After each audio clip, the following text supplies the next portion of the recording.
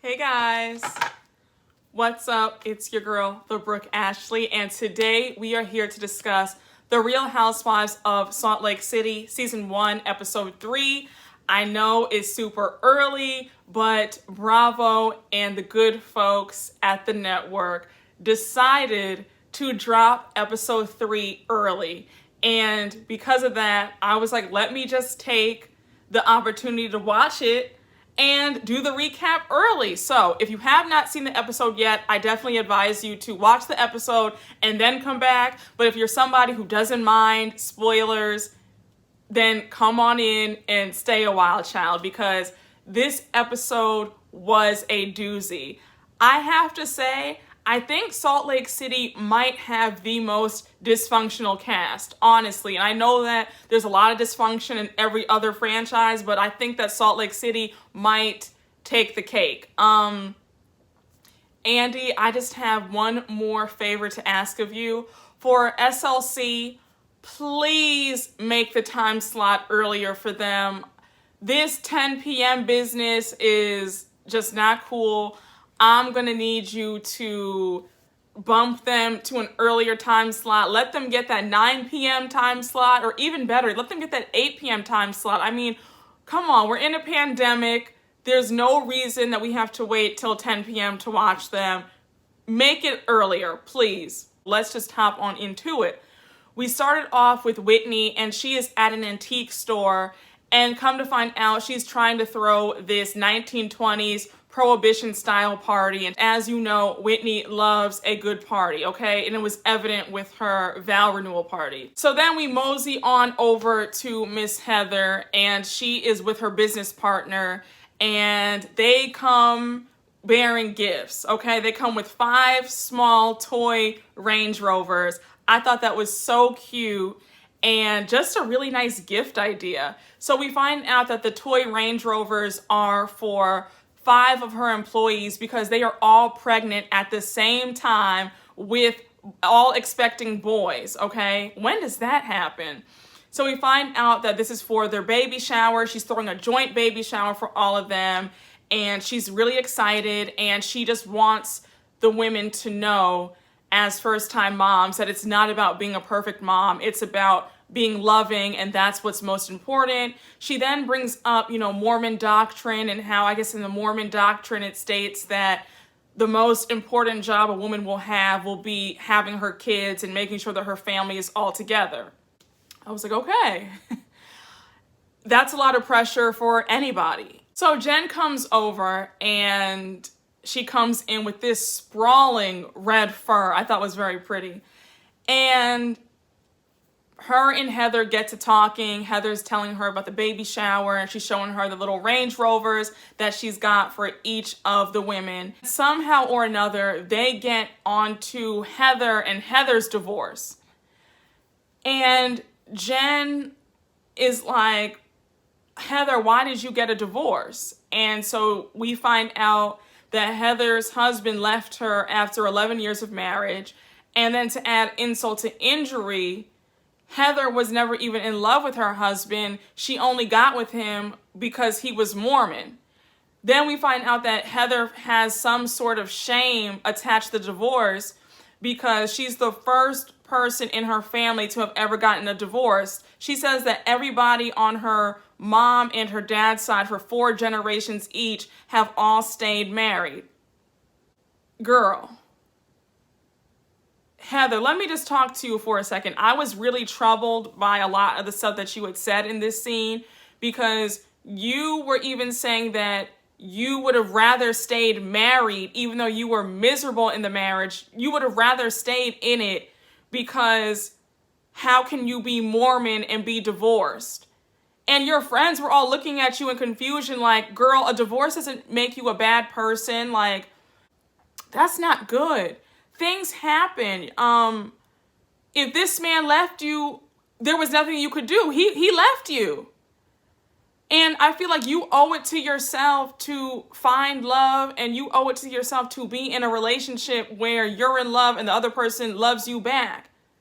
I also get the impression looking at Heather that I see a lot of stunted development in her, to be honest with you. Like, I don't see a secure woman. I don't see a woman with healthy self-esteem. Anybody, man or woman, who would say that they would rather stay married just for the sake of staying married, even if they don't love the person and the person doesn't love them, there's something wrong. There's something wrong on the inside. She obviously doesn't feel like enough, because marriage or having kids, none of that should validate you, if that makes sense. Like, you know, a job shouldn't validate you. You know, you need that validation from yourself. That has to come from within. And I kind of feel like Heather needs to explore that and maybe seek some therapy, because she has a lot of stuff to unpack. I mean, I was really troubled during that scene when she said that. I had to rewind that scene back a good 2 or 3 times, because I was like, wait, what did she just say? And then when the producer asked her, had she ever been in love before? And she was like, no, I don't think so. And then she made a joke about how she felt strong feelings for somebody when she was a teenager, and the guy didn't even like her back. I thought that that was very sad as well. I was kind of like, girl, you are too old. Like, you're in your 40s and you're talking about you've never experienced love. You know, you were in some crazy marriage that was good on paper. I really hope that her daughters don't pick up on that, because that's very damaging rhetoric. I really hope that her girls are able to be very free individuals, you know, girls who know their worth and know that a marriage or any of that stuff does not validate them. So, Heather, girl, you got to get it together for your girls. And Jen was right when she said, but you're setting a new precedent for your children. You're letting them know that they shouldn't have to stay in a bad marriage, or none of that validates them. And I was happy that Jen told her. I mean, the other friend was trying to knock some sense into Heather, but I think that Heather's going to need some therapy, because I don't think that what Jen and the other friends were saying to her was really getting through. So Heather, I really wish you the best on your journey of unlearning some things, because that was very sad to watch. Woo, this cast, man, y'all got some stuff with y'all, to say the least. So let's hop into this scene for a bit, shall we?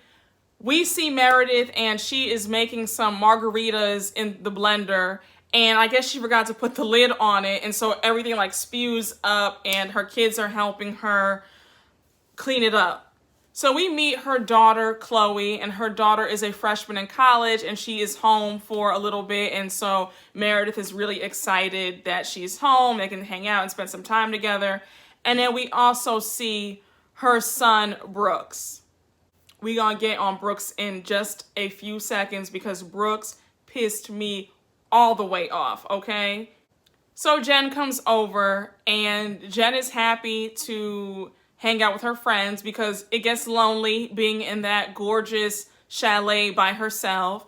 Because remember, since her husband Sharif is a coach, he's always traveling, so she doesn't see him that much. And then with her kids, they have their own stuff going on, so she's just kind of like, I want to hang out with my friends, because I don't want to be alone in this big old house. But I have to say, I kind of felt a little bit bad, because it kind of made me think like, wow, that's kind of sad that she doesn't see her husband that often. Like, that would kind of suck. That would kind of grate on my nerves just a little bit. I'm not even going to hold you, but that would kind of get me a little bit upset. And I can see why her and Meredith relate so well, because Meredith's husband, or soon-to-be ex-husband, child, I don't know what to call him, but Seth is always away in Chicago for business. We see Jen is there, and she is getting a margarita that Meredith made, and then all of a sudden they're just laughing and talking, and Jen brings up how she wants to invite Meredith to her slumber party, and how they're going to have a good time, and it's going to be fun. And so she mentions about how they're going to do high kicks, and then she starts doing it on the couch, and she's like, oh, you know, these are high kicks, and she starts making jokes about it. So all of a sudden you see Meredith's son, Brooks. He's looking like kind of disturbed, kind of uncomfortable. And then we see him in his confessional, and he's just kind of like, I was really uncomfortable. Like, you could see her vagina. Now let's just rewind this back up for a minute, okay? You could not see her vagina. You could not see anything. She wasn't doing anything inappropriate. Was it a little bit extra? I mean, yeah, but it was all in good fun. Really pissed me off is I'm so tired of these kids wanting to steal the spotlight and wanting to be on the camera every other minute. This is not your show. This is your mom's show. I don't understand why we have to see Brooks every scene that Meredith is in. I didn't sign up to see Brooks. I really didn't. Like, it was cute for the first episode for me to constantly hear his voice and see his face every single scene with her. It's annoying. And Meredith, the way that he was telling you in the other scene later on that he didn't want you around Jen, or he thought that she was doing too much, and like, who are you? Like, who are you? I'm gonna need these kids to learn their place. Like, for me, when I was growing up, when I got to be a teenager, when I would, I guess, sit around and talk with my mom and her friends, when the topics of like sex or whatever salacious topic came up, I would just sit there and just join the fun. I was just so happy to be in the mix. Like, oh my gosh, like I'm grown. I'm with the, adults. Like I'm chopping it up. Like, this is so cool. Like, I wasn't sitting there saying, oh my gosh, like this is so inappropriate. I wasn't doing that. I was just happy to be there. And if I did feel uncomfortable, I would just go to my room. Like, how dare you dictate to your mom what she can and can't do and what is making you uncomfortable? You guys have a beautiful house. Go into your room. Go to the den. Go into your living room. Go out. Like, that part just really got on my nerves. I think that her son is doing way too much. Me and all the other viewers see right through your son and his BS. He took the semester off from school because he just wants to be on the camera and be famous and to promote that little clothing line he's trying to promote. Like, I see right through it, and it's absolute BS to me, and it's annoying. Like, I'm just so tired of these kids getting their stale behinds on these cameras, and then they want to dictate what the parents can or can't talk about. And Andy, I don't know when you started giving these kids their own confessionals. I don't know when this started happening. So Jen is laughing, and she doesn't really, I guess, notice that Brooks and Chloe are somewhat offended or repulsed. And then all of a sudden you see Brooks and Chloe leaving. They said they had to go to Best Buy or something. It was like, okay, bye. Like, you shouldn't have been in this scene anyway. You shouldn't have been there. Like, let your mom have her time with her friends. You see her every day since y'all live with her. Go find your own show to be on, please, and stop trying to ride your mother's coattails.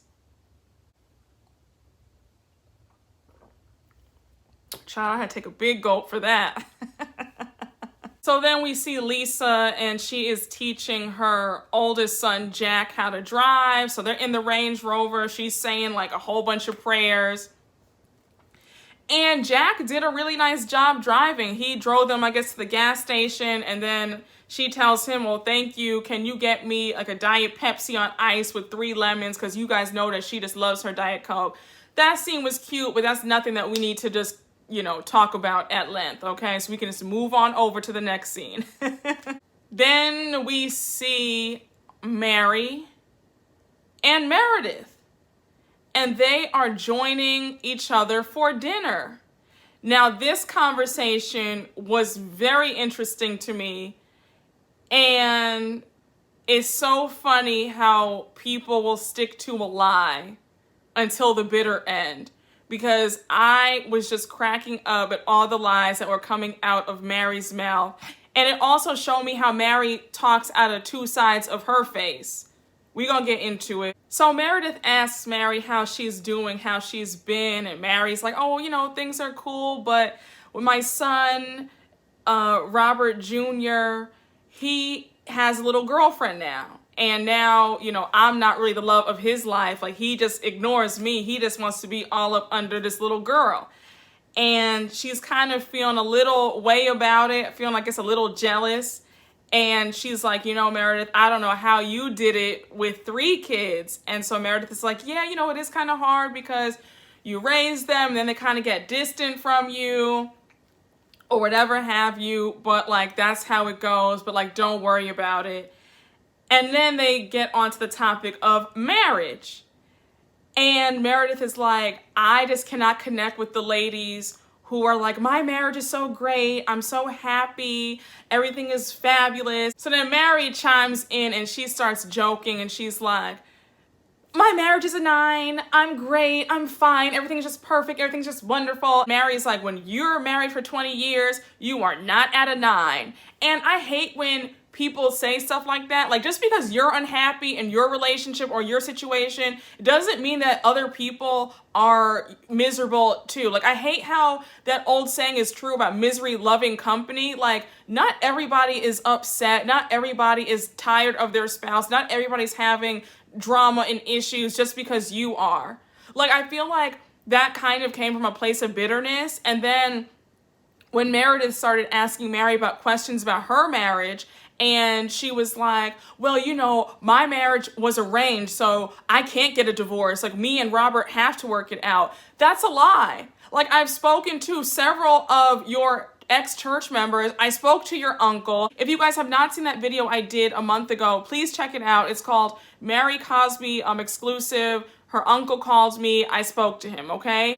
Mary's uncle let me know explicitly that it was not an arranged marriage. There was nothing in the grandmother's will that said that Mary had to marry Robert Sr., her step-grandfather. Like, Mary was lying in this scene. You know, I was just kind of cracking up, like, sis, this isn't true. You're sitting here on camera with a straight face telling these lies. Like, no, like, I've had many people let me know that before the grandmother died, allegedly, Mary allegedly and Robert allegedly were messing around behind the grandmother's back, allegedly. So it's like, you know, sis, this, I wasn't attracted to him, but then in the next breath, she's like, you know, when we got married and when I had to get to know him, I was like, wow, my grandmother really picked a winner. Like, I would have picked him for myself. Which one is it? On one token, Mary says that they were just partners. It's a partnership, not a real marriage.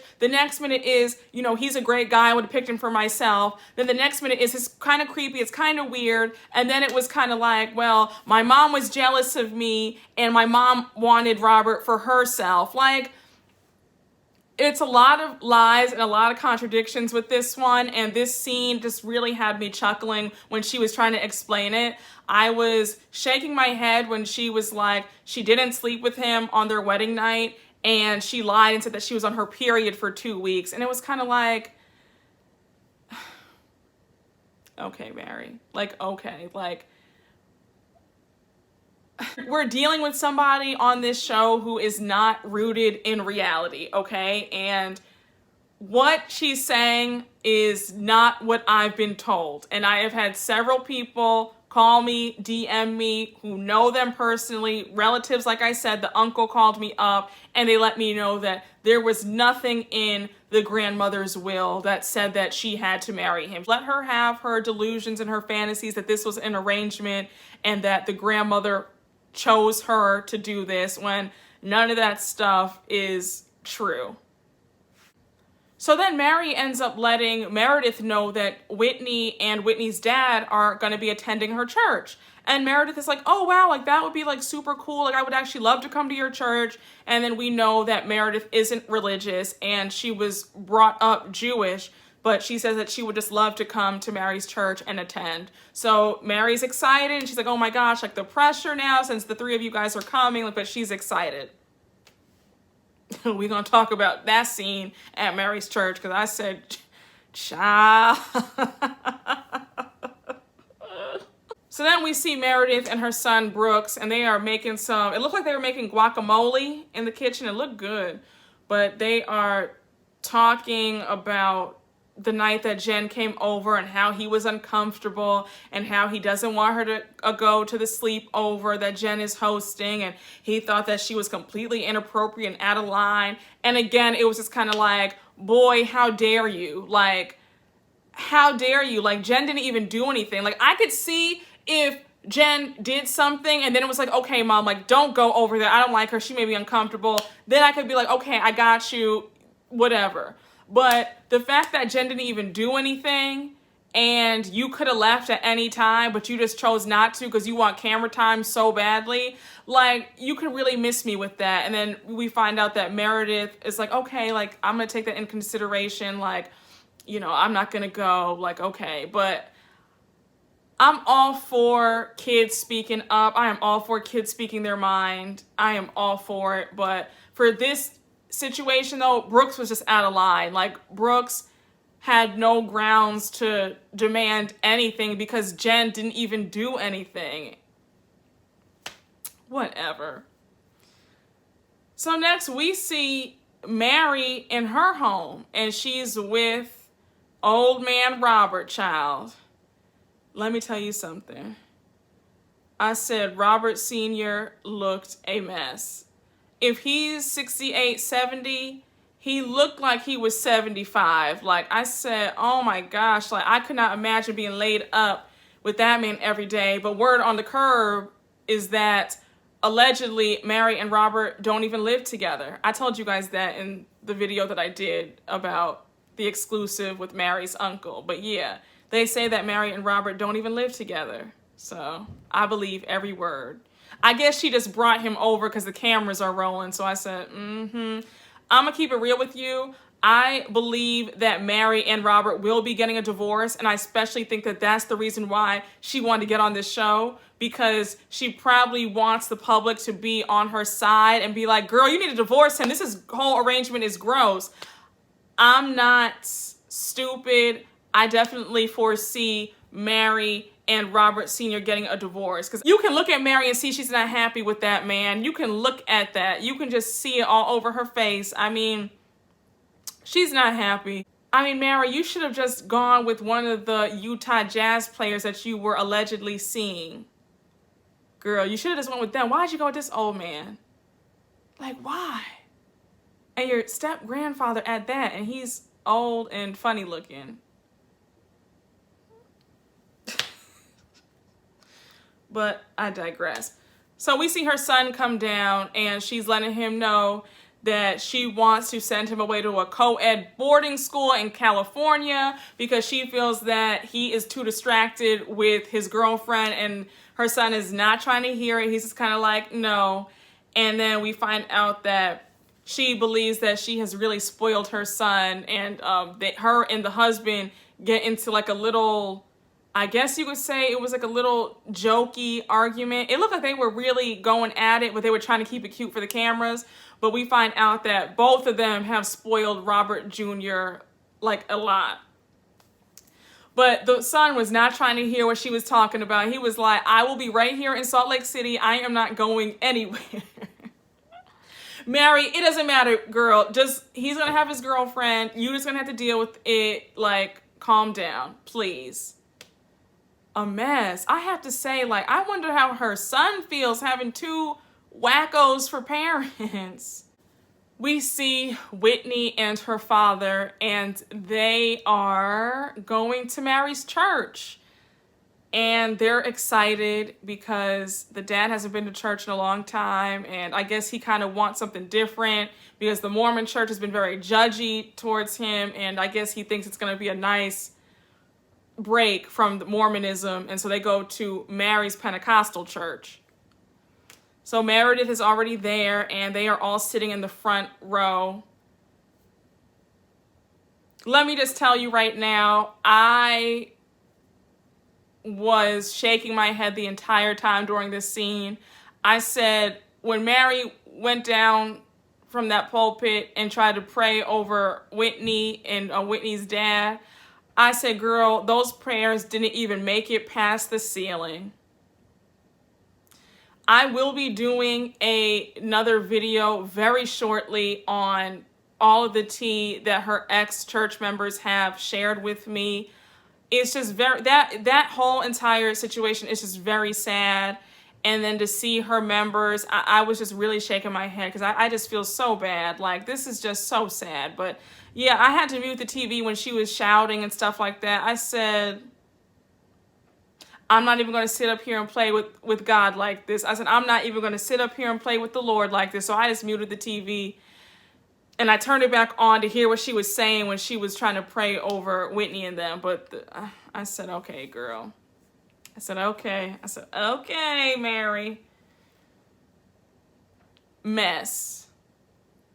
So it's the night of Heather's baby shower for her employees, and everybody's dressed in white. They have the drinks flowing, and she gifts all of her employees like the little Range Rovers, and she gives a cute, heartfelt speech about how motherhood is not about perfection. It's about loving and, just do the best that you can. You're going to be just fine, and how she is, loving and supportive of all of them. And then they start playing the cute little baby shower games, and then Whitney, Heather, and Jen break off to just talk amongst themselves. I liked Jen's outfit for the baby shower. I thought it looked really good. I thought she looked really good. I think that this is the best that she's looked, honestly, in my opinion. I thought that this white was hitting on everything. I love the fur. I really liked the ponytail. They did good. The makeup was flawless, but I thought that has been her best look so far, and I thought that she nailed it. She hit it out the park with this. I liked her baby shower outfit a lot. So they all start talking, and Whitney mentions how she went to Mary's church with her dad, and she really liked the service, really loved it, and Jen's face is kind of twisted. And so Heather is like, I thought that you and Mary, are cool now. I thought that you accepted her apology. I thought that it was all a clean slate. And Jen is like, clean slate, dirty slate, I don't care. Mary disrespected my family. Now, Jen, I like you and all, but I'm going to have to get on you for a few seconds because you're looking a little bit immature, and it's looking like you're trying to drag out this silly argument for a storyline. That's what it's looking like. If you were still angry at Mary, then you should have never accepted her apology, and you should have never said that it was all good between you two. You can't do that. Once you accept somebody's apology, you can't really turn back around and be like, well, you know what? I decided that I'm still mad about it. Like, if you're still mad about something, then just let it be known that you're still mad about something. But now you're looking a little bit immature. It's looking a little bit crazy. Like, you have to remember, we have been watching Housewives for a decade now, actually over a decade, and we know all the tricks that these women try to pull for a storyline, and you cannot keep harping on this. You already said that you accepted this lady's apology, and now for you to try to go back and say that you're still angry. And Heather and Whitney were confused because they were like, girl, I thought that this had all been settled. I thought that everything was all good. Like, this looks kind of crazy. So then Jen really gets annoyed at the fact that they all went to Mary's church. And she's like, Meredith going to her church is like a dig to me because Meredith knows the problems that me and Mary have had. And again, it's like, how can you ask somebody to pick sides on such a petty matter?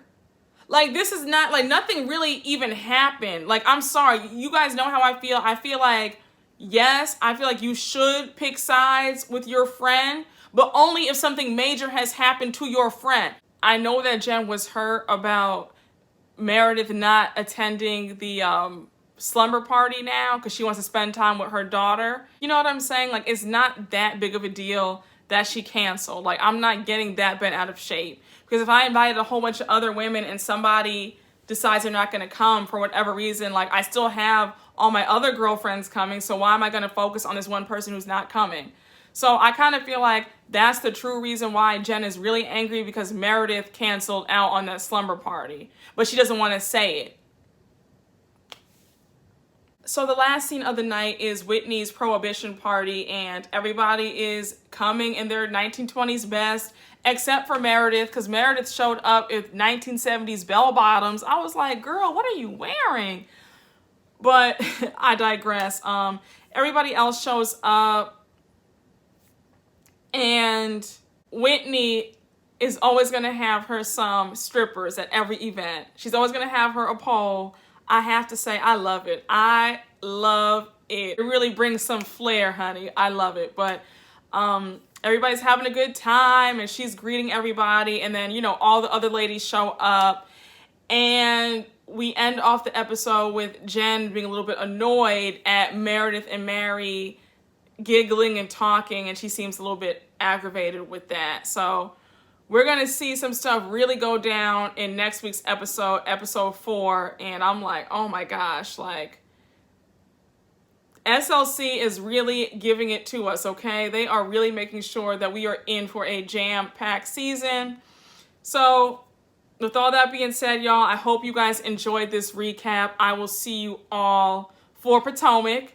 And y'all know what to do. Make sure to like, comment, and subscribe. All right. Bye, guys.